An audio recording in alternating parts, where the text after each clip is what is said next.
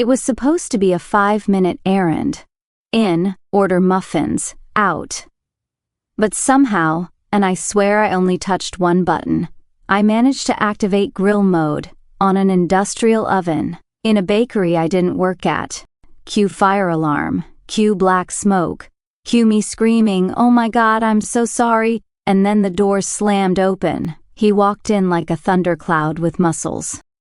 Flour dusted his black shirt and beard stubbled jaw, but nothing about him looked soft. Not the squared shoulders, not the jaw that could slice through marble, not the scowl carved deep between his eyebrows. His apron was tied with military precision, his boots were heavy and loud, and his voice, when it came, was the exact pitch of "You're screwed. What the hell did you do?" I was still holding the tray that now held what could only be described as muffin-shaped charcoal fossils. "Good news," I offered weakly, "your oven works?" His eyes narrowed. Deep brown, almost black. "And burning. You put muffins under the grill setting?" I panicked. "The buttons are labeled weird. One of them literally just says fire." "That's not a button. That's a sticker. For the emergency gas shut-off." "Okay, well now it makes more sense." The alarm continued shrieking above us like it was personally offended by my presence. I reached up and fumbled for the off switch. Nothing. He stalked past me, hit a button behind the counter, and the alarm cut off with a strangled weep. Blessed silence. Until he turned around again. "Name, Cassie Thompson." "Hi," I waved. Bad instinct. Dropped the tray, it clanged. One of the burnt muffins rolled toward him like it was trying to apologize. "Do you know how much that tray was worth?" "Well, technically, it's still tray-shaped. You just destroyed my entire morning batch. I can fix this." He raised one dark brow, arms crossing. "Are you a firefighter?" "No. But I am, or was, a marketing consultant. And I can make you a website. Socials, branding, search engine optimization, the full package, free of charge. Please don't sue me." He stared at me like I'd grown antlers. "You're offering marketing in exchange for incinerated pastry, yes. Modern problems require modern solutions." He didn't speak for a long time, just stared. I could almost see the gears turning behind that furrowed brow. Alpha silence was a skill. Intimidating silence was a superpower. "Fine," he finally muttered. 1 week. You get 1 week to fix your mess. No payment, no contract. You touch nothing in this kitchen. Deal, and no more grilling anything." I saluted. "Scout's honor." "You were a scout?" "No. I was too busy designing their newsletter." A twitch, maybe of his mouth, maybe of regret, flickered across his face. Then he turned on his heel and stomped into the kitchen, leaving a trail of flour and fury in his wake. I stood there for a moment, surrounded by smoke, shame, and the unmistakable scent of burnt blueberries. What had I just done? 1 hour later, I was back at my tiny studio apartment, Googling how to build a bakery website that doesn't scream 2008. My jeans still smelled like vanilla and panic. My palms were dusted with flour, my pride lightly toasted, and I couldn't stop thinking about the look on his face. Not the anger, but the flicker beneath it, the exhaustion, the weight, and the way he hadn't thrown me out. Grumpy alpha bakers with tragic eyes and oven arms? Apparently that was my new type. The next morning, I showed up with a mock-up and a mission. The bakery looked slightly less on fire today, which I took as a good omen. Still smelled like cinnamon and burnt ego, though. Inside, the cafe was quiet. One customer, an elderly Omega couple sharing a croissant without speaking, like they'd been doing this every morning since dial-up internet. Marcus stood behind the counter, arms crossed, glaring at a batch of rising dough like it had personally offended him. "You're early," he said. "I brought a gift," I replied cheerfully, holding up my laptop like a tray of peace offerings. "Behold, your future online presence." He gave the computer a look of utter distrust, like it was going to bite him, or worse, make him sign up for a newsletter. "I don't do websites. You don't have a website, because they're useless. Nobody comes in because of some damn digital ad, and yet," I said sweetly, flipping open the laptop, "this morning you have 3 new customers who DM'd your bakery's dead Instagram. Because of that TikTok from yesterday." His jaw tightened. I turned the screen toward him. Minimalist layout, warm palette, pictures I'd secretly snapped of his hands shaping dough, flour flying, golden crusts cooling on racks. Even the cranky charm of the cafe made it in. Vintage chairs, handwritten chalkboard menu, a little blurb that read, local, honest, loudly judged by the owner. He stared, said nothing. I waited some more, still nothing. A brioche bun, perfectly golden, filled with cream cheese and something citrusy. "This a bribe?" I asked. "That's a thank you." "Oh," I blinked. "Well, that's very—" I paused, searching for a word that wouldn't earn me another scowl. "Alpha of you." He didn't respond, just wiped his hands on his apron and gave the tiniest shrug. We sat down at one of the wooden tables, me with my laptop, him with his arms crossed like he was preparing to be disappointed. "So explain it again," he said gruffly. "The site will have an updated menu, order ahead options, a weekly baking blog, and links to your socials, which I will also be fixing, by the way. You used the word yeet wrong 3 times last year. Someone told me it meant excitement. It doesn't." He grunted. "Do I have to do anything? Just approve stuff. Maybe let me take some better pictures. You already took pictures." Yes, but I was hiding behind a muffin rack like a food stalker that earned me the smallest twitch of his mouth, not a smile. More like his lips considered it and changed their minds. I showed him the interface, let him scroll. He reached for the trackpad, and our fingers brushed. Just a moment, just skin on skin. It wasn't much, but it was enough to make my pulse skip. And judging by the way he froze for half a second, it wasn't just me. He cleared his throat and quickly clicked away from the page like it had bitten him. "It's clean," he muttered. "Not bad. High praise from a man who thinks Twitter is a dessert." He stood up abruptly. "Don't get cocky. You literally handed me a bun as currency. I think I'm allowed a little swagger." He walked off without responding, but I could have sworn I saw his ears turn slightly pink. I left the bakery with flour on my jeans, sugar under my fingernails, and a heart that felt floaty. Not in love, not even close. But something had shifted. The tension was still there, thick and sourdough strong, but now it had texture, a shape, a possibility. And as I walked home, I thought, he didn't hate the site. He didn't hate me. And that brioche was damn near a love letter. By day 3, we had settled into an uneasy rhythm. I staked out the corner table in the cafe, laptop open, earbuds in, iced latte sweating beside me. He rolled and kneaded and scowled in the kitchen like a man married to yeast and deeply regretting it. There was an unspoken rule between us now. He ignored my playlists.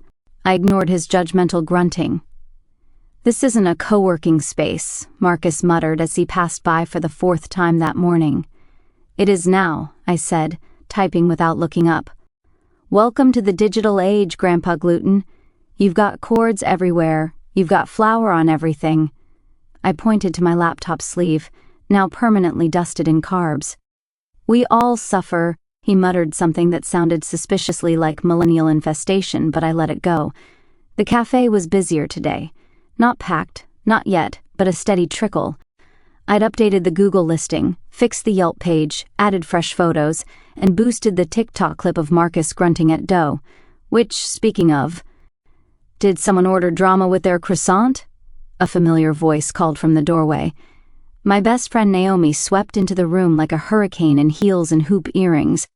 She wore her confidence like perfume, expensive, undeniable, and probably flammable. "You brought backup?"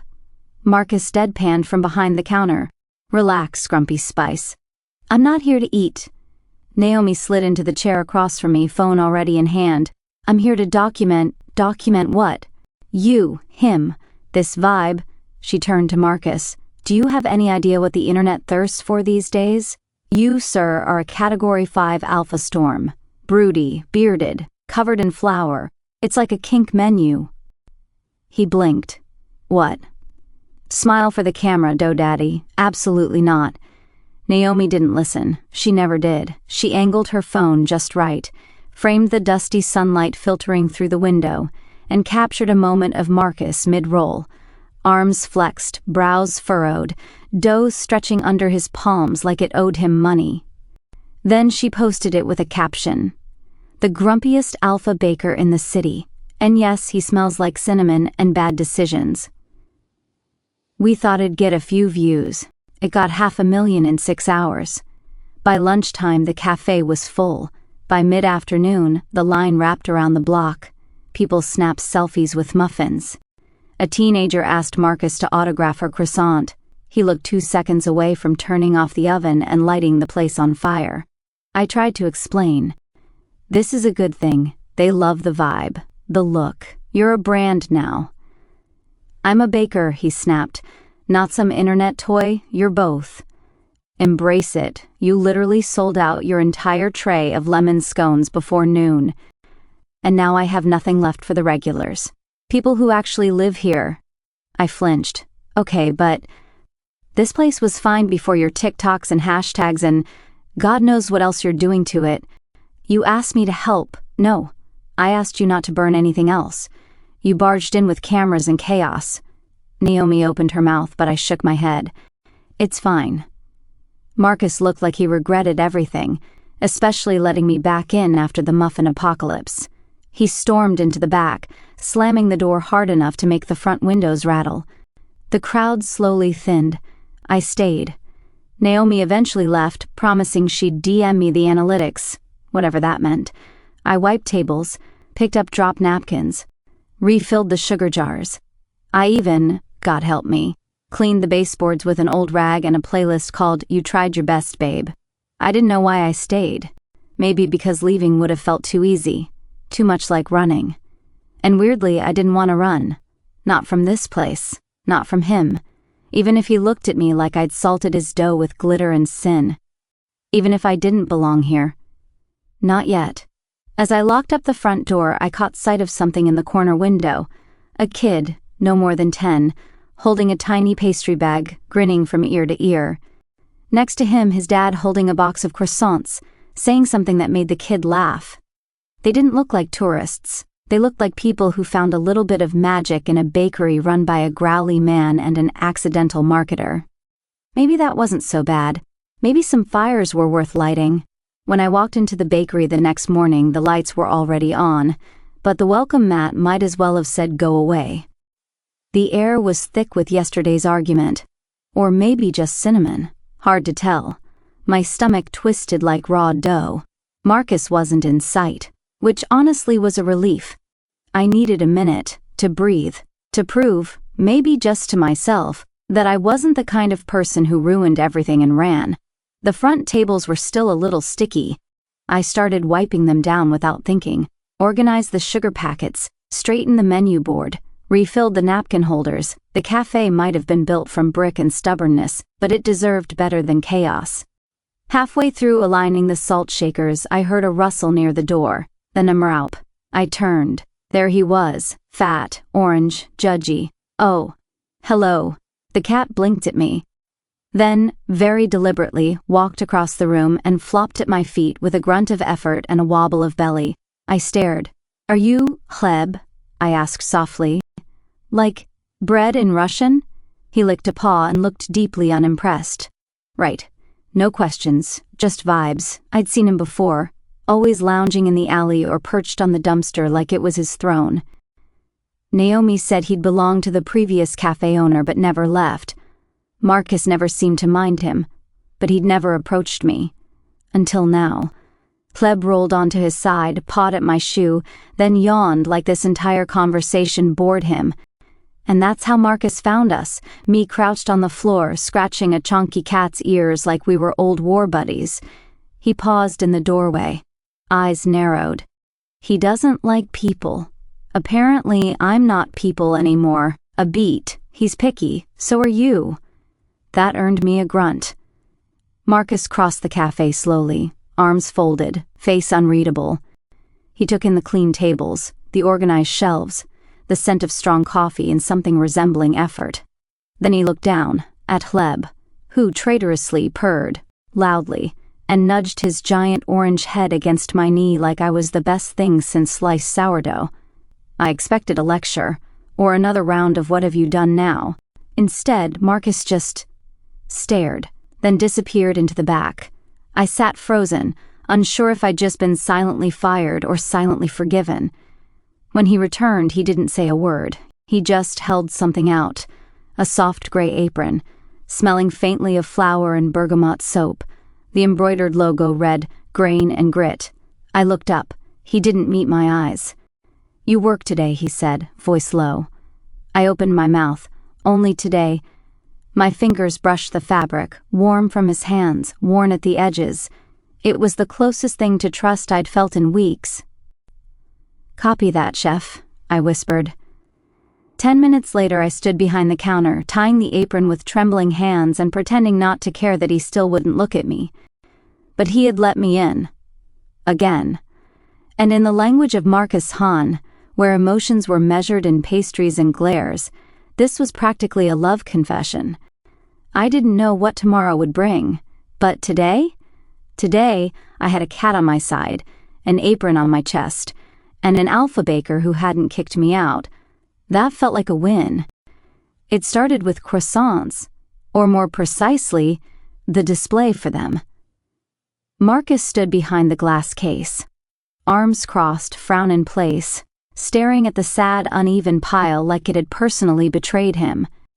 "This looks like a crime scene," I said, leaning on the counter. "I'm not a designer," he muttered. Clearly, he glanced at me, lips twitching, just a little, almost smile territory. We worked together silently after that, adjusting trays, arranging tongs, propping up little handwritten signs. I suggested we add fake leaves and fairy lights. He looked horrified. "This is a bakery, not a rom-com set, but imagine the vibe." No, still, he didn't stop me when I gently tucked a small string of lights beneath the scone tray. And he didn't complain when I replaced the sad paper signs with tiny chalkboard ones. Baby steps. When we finished, he looked at our handiwork. Then, to my surprise, he nodded. "It's better, high praise, don't get used to it." Later that afternoon, the real test began. Bread. More specifically, the holy ritual of kneading it. "Put on gloves," Marcus said. "Why? You're an omega with a laptop. Your hands are soft, excuse you." I said what I said. I narrowed my eyes, slipped on gloves, and stood beside him as he slapped a lump of dough onto the wooden prep table like it owed him rent. "Push forward with the heel of your hand. Fold. Turn. Repeat," he demonstrated. Strong, deliberate, efficient. I tried. Mine came out sad. "You're petting it," he said dryly.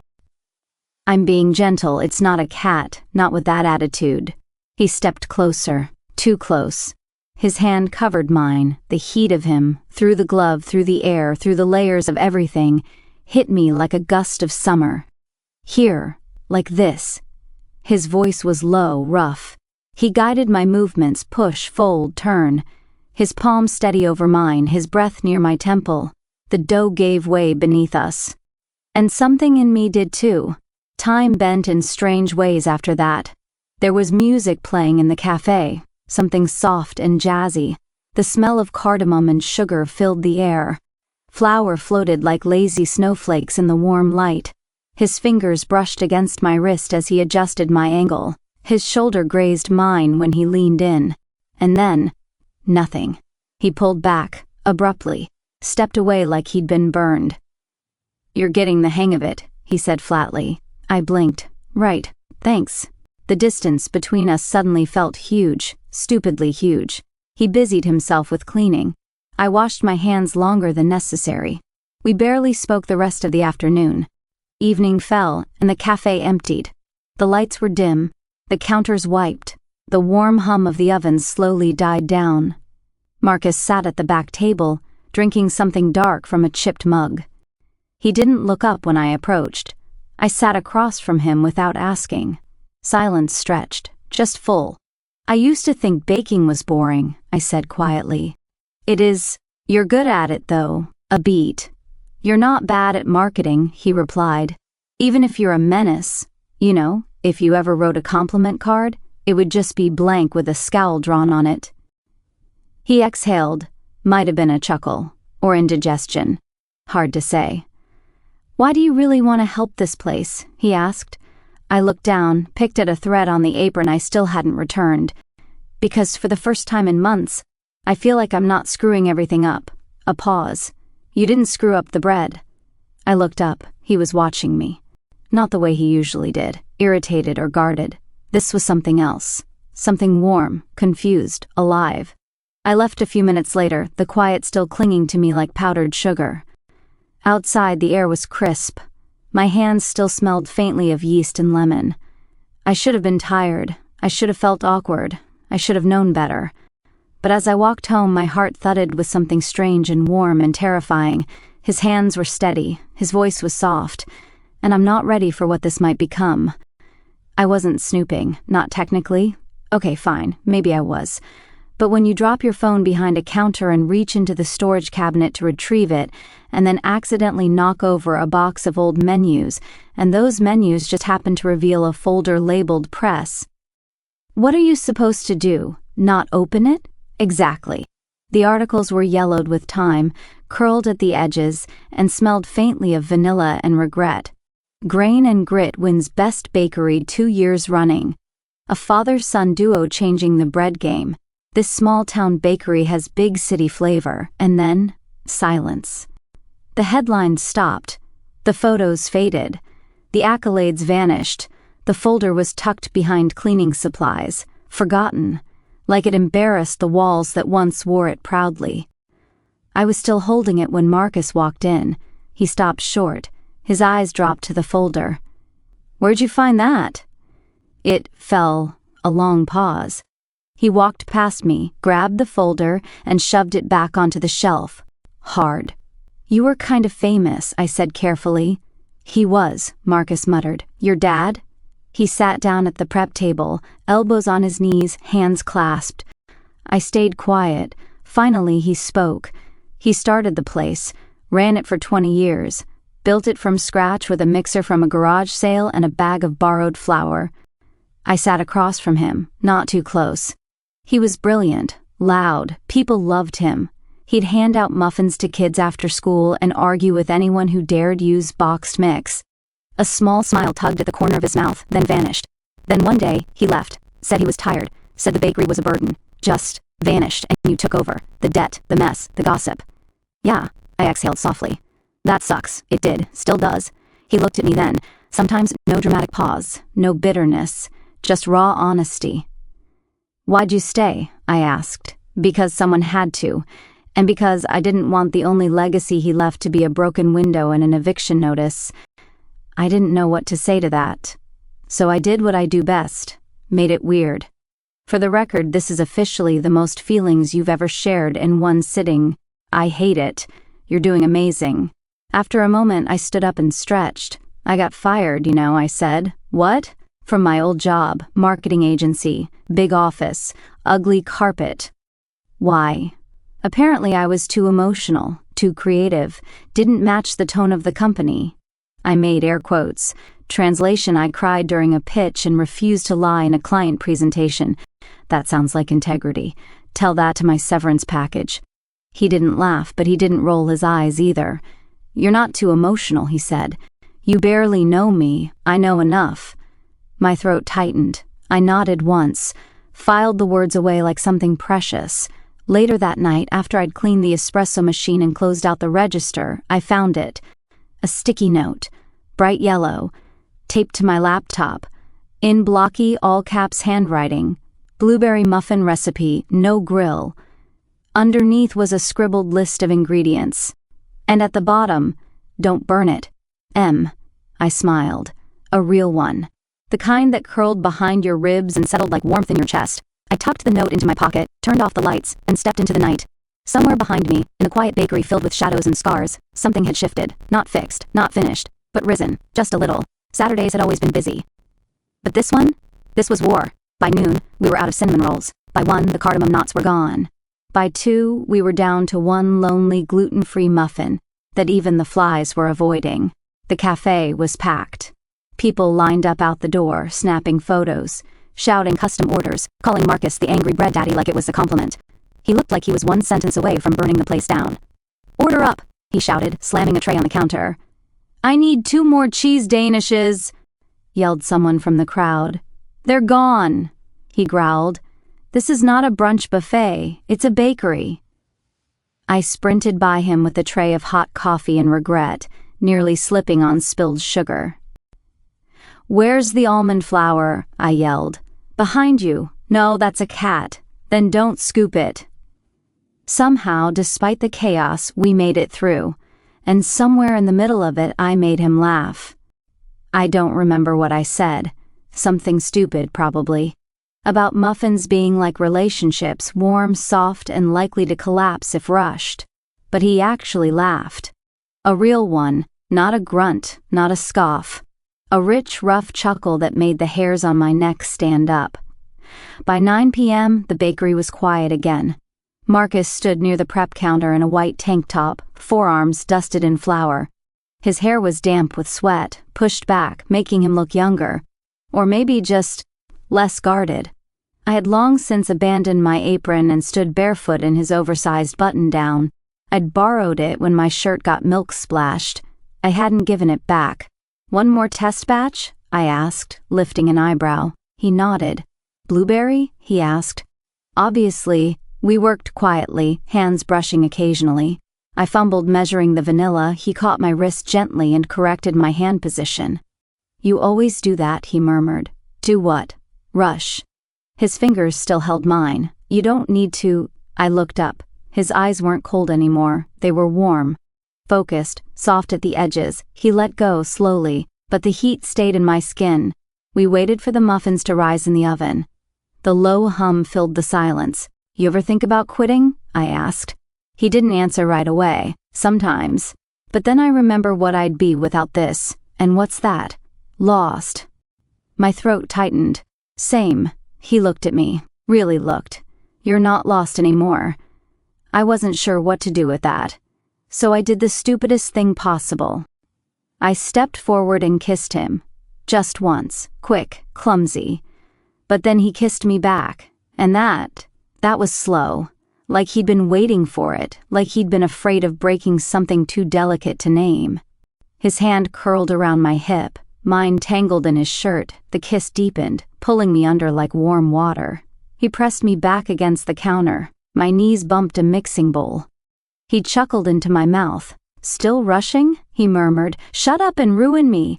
Already did. We didn't make it to the couch, or the back room, or even off our feet. It happened right there, on the kitchen floor between bags of flour and the warmth of rising dough. It wasn't fast. It wasn't perfect. It wasn't planned. It was real. His hands on my skin, slow, reverent. His lips at my collarbone, laughing against my pulse. My fingers in his hair, pulling, holding. Flour in places it should never be. At some point we collapsed into each other, sweaty and breathless, laughing quietly like two idiots who didn't know what they'd just done, but knew it mattered. I felt it settle over me like a quilt. The sweetness, the weight, the terrifying softness of it all. Later, when we were lying on the floor, tangled in dough-streaked blankets and cookie sheet regrets, he turned to me. This was probably a mistake. His voice was hoarse, raw. I looked at him, really looked, and smiled. I'm not afraid anymore. Of what? Getting burned. I reached over, brushed flour from his jaw. I'm not undercooked, Marcus. I'm baked through. He stared at me, no smirk, no sarcasm, just quiet understanding. Then he pulled me close, and the oven timer went off. We didn't move. Let the muffins wait. Some things were more important than perfectly timed pastries. Naomi showed up the next morning like a woman on a mission, coffee in one hand, tablet in the other, and a grin that spelled trouble. Okay, don't yell, she said by way of greeting. But I pitched you guys.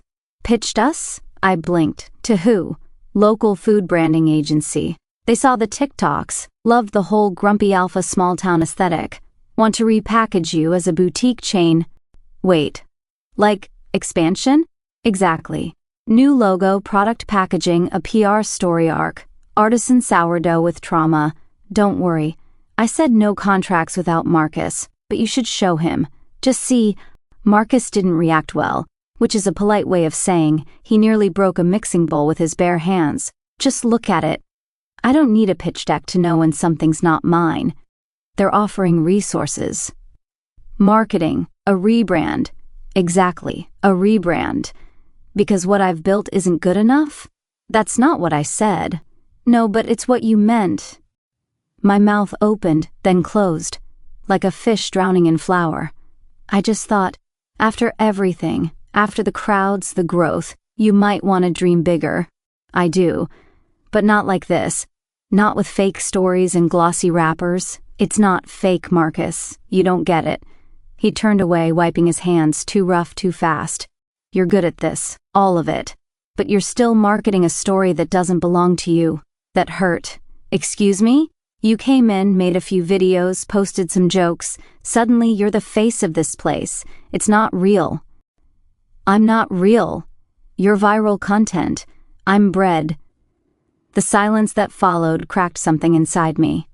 Got it, I said, voice tight. I'm just the commercial. He didn't stop me when I untied my apron. Didn't speak as I walked to the door. Hleb followed me out. He didn't rush. Just patted after me, tail flicking, as if it was the most natural thing in the world. We sat together on the curb in silence. The sun was too bright, my chest too tight. I hadn't realized how warm it had gotten with him, until now, sitting in the cold. I didn't expect Alfred to speak. He rarely did unless provoked by chess or cinnamon, but as he passed us on his slow morning walk, he stopped, looked down at Hleb, then at me. He only follows people who smell like home. I smiled faintly. Right now I smell like disappointment and old yeast. He chuckled, then turned toward the bakery, watched the still windows. Tell him, he said, that if he keeps hiding behind the oven he's not baking anymore. He's what then? Alfred's eyes twinkled. I came back Monday morning, not with flowers, not with apologies, not with my tail between my legs. I came with a pitch deck, a new logo sketch, and a handwritten list titled What We're Keeping, Crust, Character, Chaos, and Coffee. Because I wasn't a monster. The bakery was quiet, too quiet. He was at the back, loading trays. He looked up when I entered. No smile, no scowl either, just guarded. You forgot your apron, he said. I'm not here to be your assistant. He froze. I walked in, sat at the counter, and placed my folder down between us like a peace offering and a challenge. I'm here to be your partner. He didn't open the folder, just stared at it like it might bite. You're still mad. I'm not, I said. I'm clear. He said nothing. You were right, I continued. That agency offer? It wasn't us. It would have made you pretty. Shiny, soulless, still nothing. But we've built something people love. And we can grow it. Our way.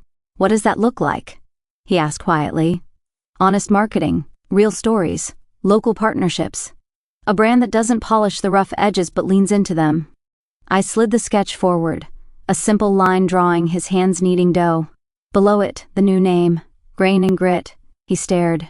You kept the name, it is the name. You came back. I did. Why? I met his eyes. Because I don't run when things get real. Not anymore. You could have taken that agency job, made a lot of money. I've made money before, never made meaning. That stopped him. For a long, still moment, he just breathed. Then, I'm scared, Cassie. I blinked. He looked down at the counter. Scared that, if I let you in, really let you in, you'll leave. Like everyone else, Marcus, you're brilliant, loud, impossible. You light everything up. I don't know how to hold on to that. You don't, he looked up. You build with it. I stepped closer, my voice soft but steady. I'm not an assistant. I'm not a phase. I'm not the garnish on your plate. I'm part of this now. If you'll have me... As what? Your partner, I said. In carbs and chaos. He finally smiled. Not a smirk, not a twitch. You always say that, because you always do. Then it's part of the brand. We sat together for the next hour, sketching out the future between sips of burnt coffee and the sound of Hleb snoring near the heater. We talked logo fonts, muffin names, where we'd hang the first framed photo of the two of us, flour-covered and exhausted. There were still questions, still fears. But they didn't scare me the way they used to. Because now we had something real. Not perfect, not polished, but honest and rising. Opening day. The new Grain and Grit sat on a corner lot, its big front window polished to a shine, fresh chalkboard sign out front, and a line of eager customers curling around the block like it was Black Friday and we were giving away sourdough instead of TVs. Inside, it smelled like vanilla, butter, and ambition. Music played through hidden speakers, jazzy, upbeat, slightly chaotic, like us. Naomi was already live on TikTok, camera angled just right to catch the golden tray of scones in Marcus's arms. "Welcome to the Grain and Grit grand opening," she beamed into the lens, "where carbs come with a little emotional damage." I stood behind the counter, heart racing, hair curled, lips glossed, apron tied over a dress I never thought I'd wear in public. Marcus walked past me, brushed flour off my cheek like he'd done a dozen times now, his version of foreplay, or quality control. "Still nervous?" he murmured. "Terrified. Good. It means you care." He wasn't wearing the grumpy scowl today, just quiet pride, and a shirt with the sleeves rolled up far enough to make the TikTok comments section combust. Hleb was curled on the front window ledge, snoring softly, wearing a tiny bow tie that Naomi had insisted on. He looked deeply unimpressed, and deeply at home. Right beneath him sat the display case, perfectly arranged, softly lit, and at its center, one muffin, just one, golden brown, blueberry. Underneath, a small handwritten sign, in honor of one very destructive encounter.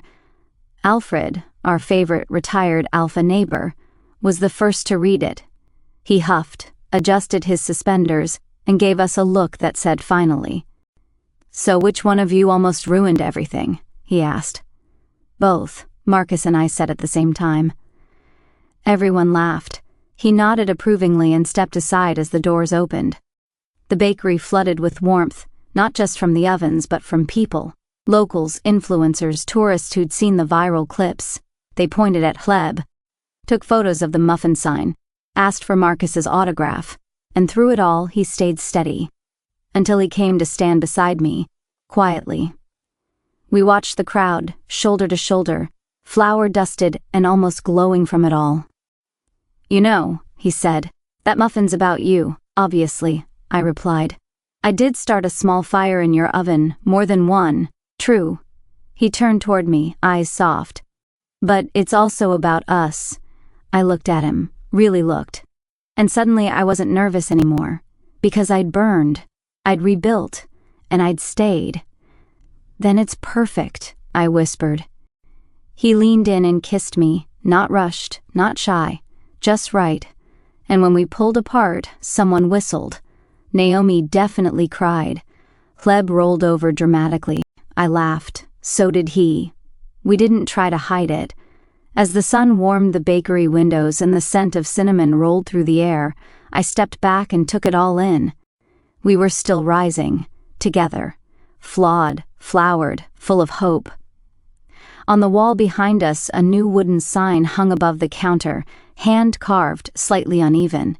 It read, "Now baking the rest of our story."